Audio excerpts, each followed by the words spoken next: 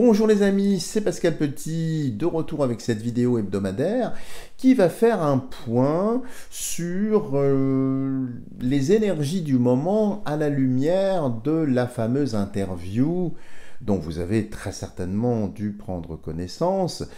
Cette interview qui effectivement cristallise les passions, déchaîne toutes les encres. Je ne prononcerai pas le nom des protagonistes pour que nous soyons tranquilles, parce que malheureusement c'est devenu très très difficile de s'exprimer librement. Alors, quand je dis l'interview, à vous de comprendre, hein, avec effectivement le pays de l'ours, vous voyez, on y est bien. Donc, voir si effectivement la charge, je dirais, émotionnelle dans tout ce petit monde, eh bien, va entraîner d'autres choses, d'autant plus que l'intervieweur, on va l'appeler comme ça, a rencontré également dans le pays de l'ours d'autres personnes dont je n'ai pas non plus la possibilité de prononcer le nom, mais qui sont, si vous voulez, des informateurs, on va dire. Des informateurs qui détiennent des éléments qui sont très très probants sur d'autres sujets, eux-mêmes brûlants. Alors, désolé, ça me rappelle un peu, vous savez, certains vieux films où pendant la guerre, vous savez, les Français parlent au français, où on utilisait des codes, vous savez, la cerise est meilleure en avril, tout, ce genre de choses. Pardon, j'ai vraiment l'impression de ça, mais je suis malheureusement obligé de me conformer à ce champ de contraintes très étroit, que je déplore par ailleurs, mais je sais que j'ai une communauté très très subtile, très vive, et vous comprendrez bien sûr de quoi je parle ici. Alors regardons sans plus attendre les énergies du moment pour la France. Alors peut-être y aura-t-il une corrélation avec la dite interview ou pas du tout, je n'en sais rien. Voir un peu ce qui ressort à ce niveau-là. Et nous allons regarder tout de suite la coupe.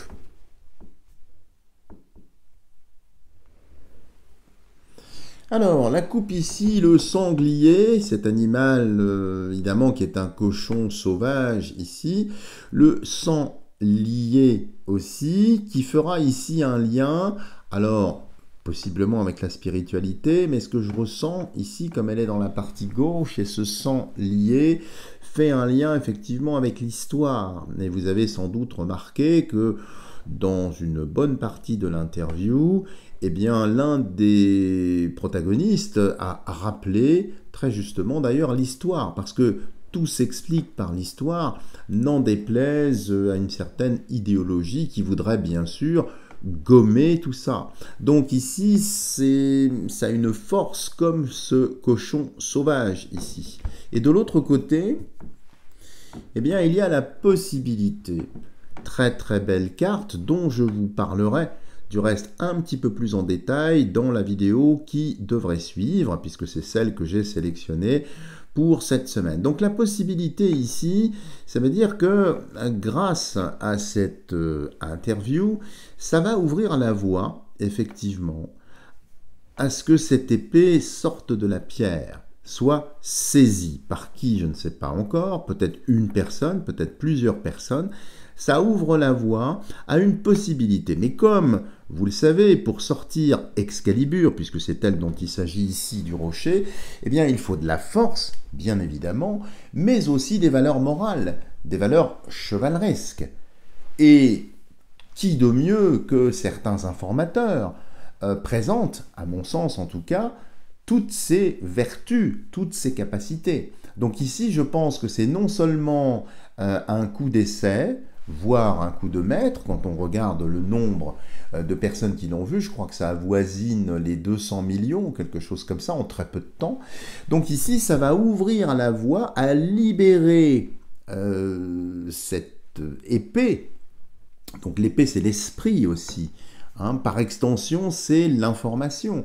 Sortir l'information de cette gangue de pierre qui devient ici en espèce une sorte de fourreau dans laquelle on avait fourré tout un tas d'informations qui n'étaient peut-être pas, du reste, attendues ou souhaitées. Donc je pense ici que effectivement ça va avoir un impact sur différents niveaux et que ça va continuer, c'est-à-dire que ça fait partie d'une vague informationnelle, on va dire, qui va ruisseler, et je pense que cette épée Excalibur va être saisie de la roche et brandie par quelqu'un d'autre, qui est peut-être connu, qui a peut-être un statut royal ici. Alors, on va en prélever 5. Et puis on poursuivra, cette fois-ci on va reprendre l'oracle de la triade, parce que ça faisait longtemps qu'on n'avait pas utilisé, donc on va tourner un peu. C'est vrai que plusieurs personnes m'ont dit, mais tu restes un peu trop cantonné sur le même. Bon, pourquoi pas, donc on va changer. Alors je me concentre juste sur la suite directe ou indirecte de cette interview, avec l'oracle de Pascal.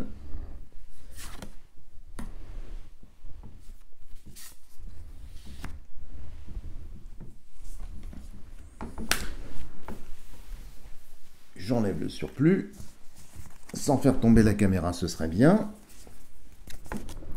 Et nous allons ouvrir le jeu. Donc vous voyez déjà une coupe qui est quand même assez significative, donc c'est quand même présent, puissant, et on le voit bien du reste dans les prises de position qui ont été, qui ont fleuri et qui continuent de fleurir bien sûr. On voit bien que c'est un pavé dans la mare, comme on dit.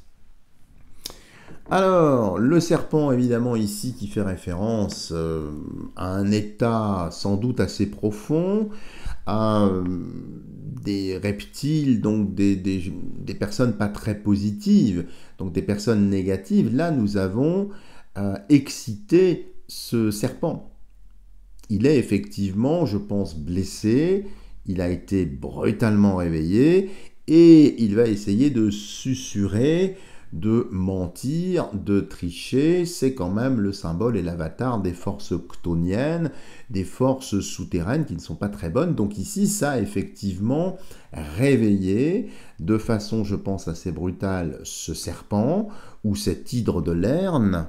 À vous de comprendre, bien sûr, toutes ces images dont je parle ici, puisque je ne peux malheureusement pas les nommer expressément, je suis obligé de passer par des voies de détournement, que voulez-vous, c'est ainsi.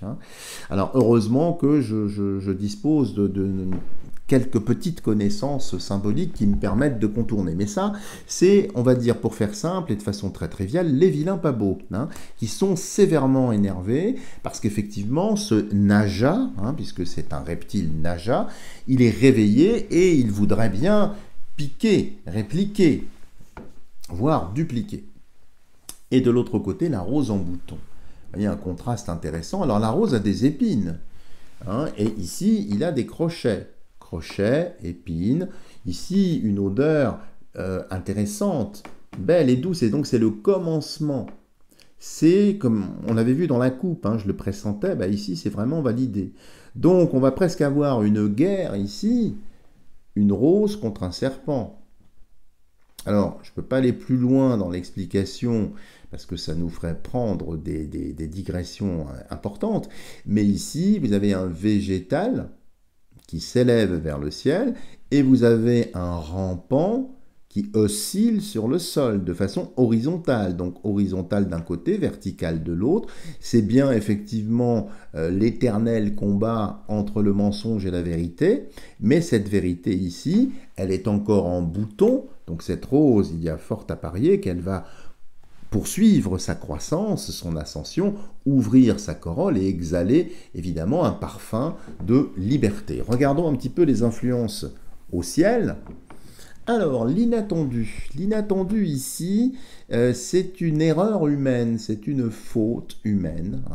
C'est quelque chose d'inattendu, mais en même temps provoqué par l'homme. Alors ici, il peut y avoir tentative de retournement, manipulation. Enfin, c'est ce qu'on disait à la maternelle, vous savez, pour être un petit peu trivial, c'est celui qui dit qui est. Donc c'est de l'inversion accusatoire, on va essayer de retourner le jeu, mais ça va se voir, c'est-à-dire que j'ai l'impression que dans cette tentative totalement avorté d'ailleurs de retourner le jeu, de piper les dés qui sont ici, la main en question, voire les mains en question, eh bien, vont se retrouver en fait face à leur forfait, à leur forfaiture ici. Donc il va y avoir très certainement une erreur, mais une erreur grossière, une erreur vulgaire, qui au lieu de partir dans un narratif qui voudrait restaurer une certaine doxa ou une certaine vérité, bah ici c'est tout le contraire. On essaye, vas-y que je t'embrouille, et c'est plutôt compliqué. Mais ça va se voir. Donc on arrive bien à un instant où dès qu'ils vont essayer de retourner le jeu, bah finalement ça se retourne contre eux pour notre plus grand plaisir. Regardons dans la partie basse terrestre ici, il y a la lumière, bah cette lumière qui vient effectivement éclairer, qui vient mettre en lumière de plus en plus de choses, de plus en plus de paroles, de plus en plus de documents.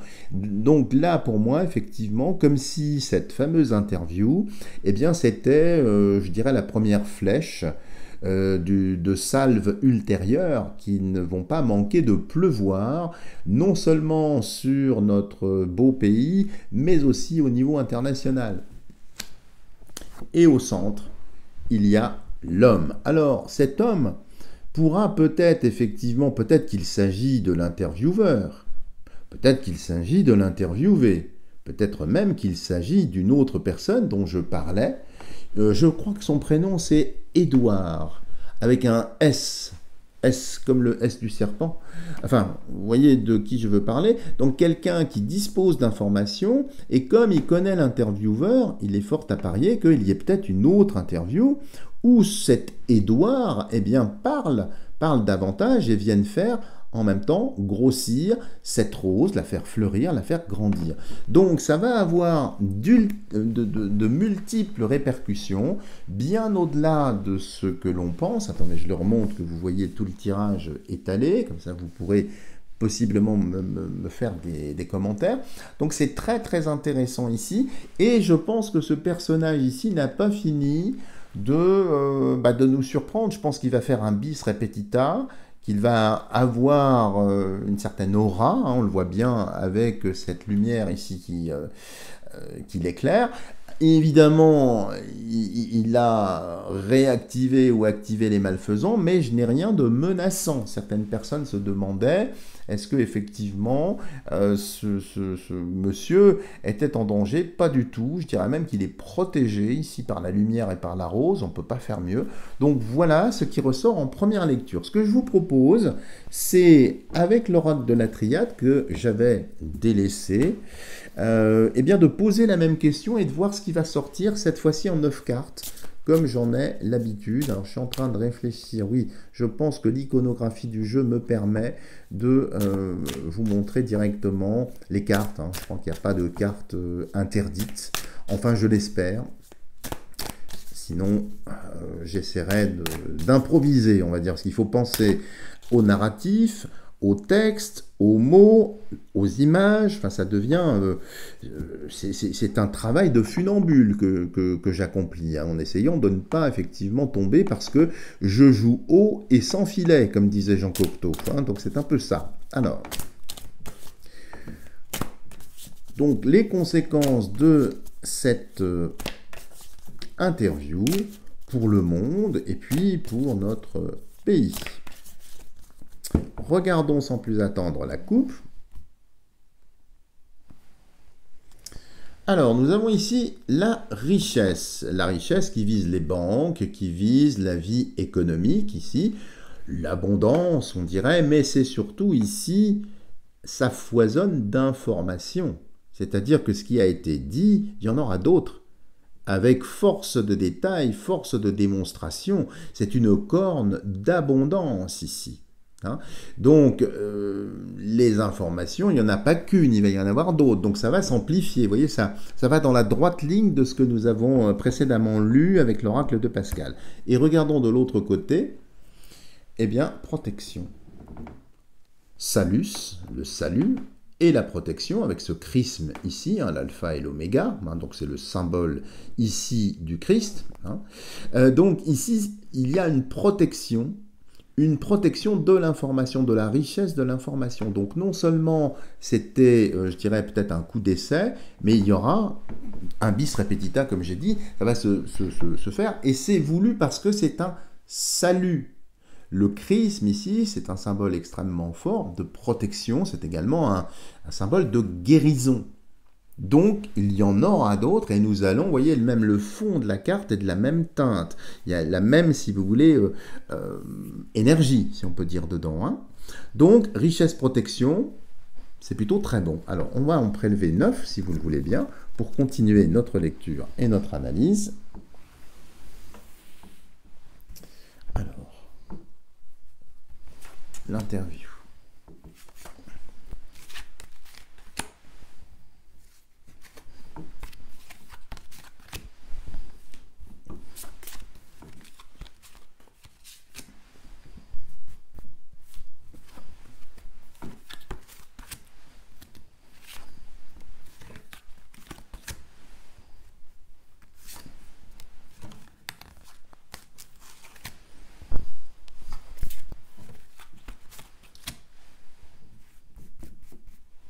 Et la 9e qui m'appelle ici.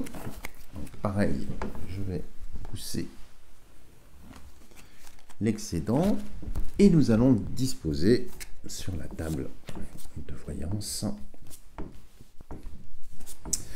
Donc vous voyez, des coupes qui sont concordantes en tout cas pour l'instant en termes d'information, donc c'est plutôt bien.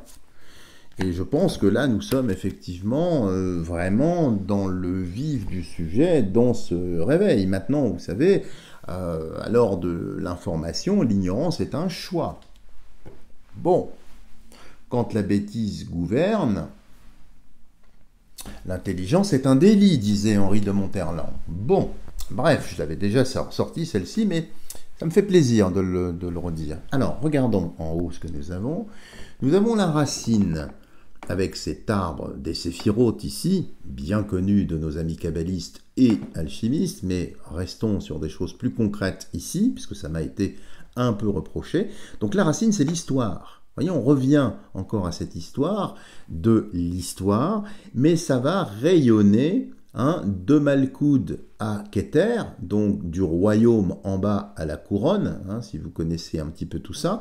Donc c'est toutes les strates de la société, du corpus humanum, donc du corps humain, de la société. Donc ça va bien au-delà et ça va continuer d'aller bien au-delà de simplement une guéguerre d'informations. J'ai raison, t'as tort, j'ai raison, etc. Ça va vraiment rayonner et toucher, effectivement, j'allais presque dire le mal dans sa racine ici, symbolique de cette carte. Donc c'est très bien, c'est une énergie bien verticale qui va pourfendre le mensonge pour l'ouvrir en deux. Il y a ici prière. Alors évidemment, je pense que vos prières se joignent aux miennes pour que la lumière, c'est le cas de le dire, se fasse. On retrouve du reste ici avec ce flambeau, avec 3 lumières, un pour le Père, un pour le Fils, un pour le Saint-Esprit.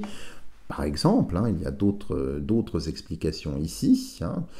Mais cette prière, c'est une prière mondiale, collective. Et donc, cette prière va aider les informations. Donc, il y en aura d'autres, possiblement 3, puisqu'il y a 3 flambeaux ici. Et puis, on peut faire un lien avec force, sagesse, beauté. Vous savez, il y a 3 piliers ici, force, sagesse, beauté, pour résumer. Bien sûr, je ne vais pas vous parler de Kabbale, parce que là, ça nous emmènerait trop loin, mais c'est un peu ça. Donc on trouve ici par la lumière, donc sur un plan, non pas les cliphotes, mais les séphirotes, parce que les cliphotes, c'est la partie négative ici, mais ici, elles sont éclairées. Les 3 piliers, la grâce, la miséricorde, tout est éclairé ici. Donc, vous voyez l'importance de cette information qui se trouve restaurée. Bon, de l'autre côté, c'est la naissance. Évidemment, quelle naissance? La naissance d'un nouveau monde. Un nouveau monde journalistique. Un nouveau monde des médias. Je vous rappelle que BFM est en vente. Et que ce même groupe appartient à un certain monsieur qui est dans la téléphonie aussi. Je crois que c'est Monsieur Drahi, si je ne me trompe pas. Ou peut-être me suis-je trahi, je ne sais pas. Tout ça pour vous dire que ici, la naissance, ici, eh bien, c'est quelque chose de complètement nouveau. Les personnes vont plus écouter des intervenants extérieurs qui n'ont pas, je dirais, l'imprimatur de la presse mainstream, comme on dit, et donc ça va grossir, grossir et pulluler. Il y a vraiment cet œuf est en train de grandir. Ça rappelle, du reste, vous voyez, il y a une forme végétale ici, c'est pas pour rien, et ça rappelle une rose, hein, si vous regardez bien. Donc ça retrouve l'idée symbolique qu'on avait vue dans l'oracle de Pascal juste avant. Intéressant, vous voyez, en iconographie. Descendons un peu. Alors ici, il y a bien sûr l'adversaire. Alors vous voyez comme c'est amusant, avec ici des bougies noires. Ici, il n'y en a pas 3, il y en a 4, bien évidemment. Avec ici, à côté de ce personnage très très androgyne, 3-6 mêlés. Bon, on ne peut pas faire mieux que ça. C'est, je pense, suffisamment parlant. Donc le but étant de dégommer l'adversaire ici. Donc il est bien visé et puis ça va être assez chaud. Réussite, regardez, avec les lauriers de la victoire, de la réussite, et puis ce petit parchemin qui se déroule. Mais vous voyez, il y en a plusieurs, il y en a 10. 10 informations, c'est comme une liste aussi, ça vient s'ajouter à la liste, peut-être pour nommer les choses, pour les stigmatiser, pour les ostraciser, pour montrer, pour révéler. Donc c'est un parchemin extrêmement parlant ici, et c'est effectivement la réussite. Poursuivons. Bon, ici, le sceau. Bon, avec une symbolique sur laquelle je ne m'étendrai pas compte tenu du climat, évidemment, que vous connaissez ici, mais il y a fort à parier. Quand je vois ça, je vais la ranger là quand même. On ne va pas la cacher quand même, hein. Mais c'est un sceau. C'est prétendument l'étoile de un certain David. Ça a évidemment d'autres significations dont je ne peux pas parler ici, mais ça pointe du doigt un certain pays, avec un drapeau. Et vous voyez, si vous remarquez bien, ici aussi, il y a un pentagramme, donc, mais inversé, donc une étoile à 5 branches. Ici, c'est une étoile, bien sûr, hein, on est d'accord, à 6 branches. Comprenez? 5, 6, 10. Bon. Nous sommes dans une année 8. Bon, je ne peux pas détailler ma pensée ici, mais tout ça pour vous dire que vont être révélées des personnes qui sont très certainement des deux côtés. Des deux côtés, des deux drapeaux, si vous voulez. Mais de façon assez intense. Donc, toutes ces révélations, toutes ces choses-là vont mettre en lumière, et s'il y avait encore un doute possible, eh bien ça ne sera plus possible, sauf à vouloir effectivement maintenir une posture où on se met volontairement la tête dans le sable. Ça, c'est toujours possible. Poursuivons. Nous avons ici une porte avec un boulet enflammé, tiens, qui surmonte une rose. Bah, décidément. Alors, ici, la rose, ici, et cette porte, moi, ce que je ressens très fortement, c'est encore une fois des mouvements contestataires, qui vont peut-être, possiblement s'appuyer sur cet événement pour contester, peut-être pour lancer des projectiles qui sont enflammés ici. Donc il va y avoir, je pense, des révoltes. Je pense évidemment, quand je remonte adversaire Racine, Racine, agriculture, agriculture Europe, bon, qui également, ce sont des étoiles hein, sur le drapeau européen. Tiens, tiens, des étoiles. Tiens. Je ne peux pas en dire plus, les amis. Je suis désolé. C'est pas que je ne le souhaite pas. Je pourrais, mais je suis obligé de filtrer mes propos. Malheureusement, c'est devenu à la mode. Hein. Radio Paris ment, comme on disait, sous l'occupation. Ça éveillera de vieilles réminiscences à certaines personnes, je le pense, en tout cas. Donc ici, en parallèle de ça, il va y avoir des actions quand même très très musclées, c'est quand même la porte, une porte qui s'ouvre, il y a pas mal de choses, et puis une espèce de fronde, hein, de mouvement comme ça, qui s'amplifie, mais qui vient de la racine, qui vient de la terre, donc. Ici, la lumière, bah, décidément, on a déjà vu dans l'oracle de Pascal la lumière. Ici, c'est l'astre du jour, hein. Donc notre Père, en quelque sorte, hein, qui nous éclaire. Vous savez, le soleil dispense sa chaleur, dispense sa lumière, dispense son amour, sans compter. Et il éclaire avec la même intensité des gens de bien comme des gens moins bien. Il donne, il est dans le don, il est dans l'énergie. Et ici, c'est un apport d'énergie pour faire la lumière. Il y a de cela plus de 2000 ans, un personnage nous avait déjà dit que rien ne resterait longtemps dans l'ombre et que tout serait dans la lumière. Bah, écoutez, quand je vois ça, ça me fait penser à lui. Et la dernière carte que nous avons ici, écoutez, on ne peut pas faire mieux, c'est la bénédiction. Donc en d'autres termes, quand on regarde ici ce qui sort pour la triade, sur l'oracle de la triade, bah écoutez, ça va continuer, ça va s'amplifier, ça va peut-être même nourrir une certaine dynamique, renforcer, peut-être stimuler, créer une certaine émulation dans tout ce qui va se passer parce que ça risque d'être assez musclé, assez rock'n'roll et partout dans le monde. En stigmatisant un certain pays, on ne va pas en parler, sur ce qui est en train de se passer du reste, hein, dans sa banlieue, on va dire, à vous de comprendre. Donc ça va devenir de plus en plus visible et il va y avoir de plus en plus, je pense, d'informations qui vont aller par là. Pas émanant de France spécialement, mais d'autres choses. Et puis vous savez, dans l'Apocalypse aussi, on parle de sceau. Hein, ici, c'est un sceau. Et ici, vous voyez, au bas de ce parchemin, c'est un sceau. Et il y a 10 sceaux. Et je vous rappelle que dans l'Apocalypse, il y en a 7. 7 sceaux. 4 cavaliers de l'Apocalypse. Bon, tout ça pour vous dire que pour moi, nous sommes véritablement entrés ici dans la phase finale des révélations de pas mal de choses qui vont continuer de foisonner, de surgir et de mettre à mal, effectivement, cette clique. Vous voyez, ce camp. Voilà les amis, si vous avez aimé cette vidéo, n'hésitez pas à me mettre des tonnes de petits pouces en l'air, à la partager massivement pour me donner un maximum de visibilité.